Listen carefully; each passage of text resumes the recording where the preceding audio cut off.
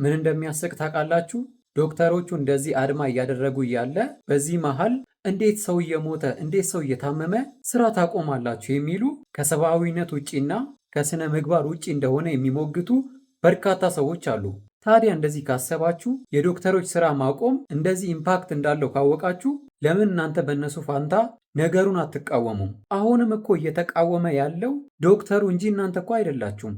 በእነሱ ፋንታ እኮ እናንተ ነበራችሁ። እኛ ነበረን እኮ መቃወም የነበረብን። እነሱ ሲራቡ፣ እነሱ የቤት ኪራይ መክፈል ሲከብዳቸው፣ እነሱ ቤተሰብ ልጃቸውን ማብላት ማጠጣትና ማልበስ ሲሳናቸው ዝም ካልክ፣ ሞራሉ ከሌለ፣ ስነ ምግባሩ ከሌለ፣ ስለ እነሱ ካልቆረቆረ፣ አሁን በተቃራኒው መጥተ እነሱ ይህን ነገር ሲቃወሙ የምትቃወም ከሆነ ችግሩ ያለው አንተ ራስህ ጋ ነው። መንግስትም እነዚህን ሰዎች እነዚህን ዶክተሮች ከማሰር ወደ ስራ ግቡ ከሚል አስገዳጅ ሁኔታ ከሚፈጥር ለእነዚህ ሰዎች የሚፈልጉትን የሚገባቸውን ነገር ሊያደርግላቸው ይገባል። በዚች ሀገር ውስጥ በጣም ሊከፈላቸው ይገባል ብዬ ማስበው 3 አካላት አሉ።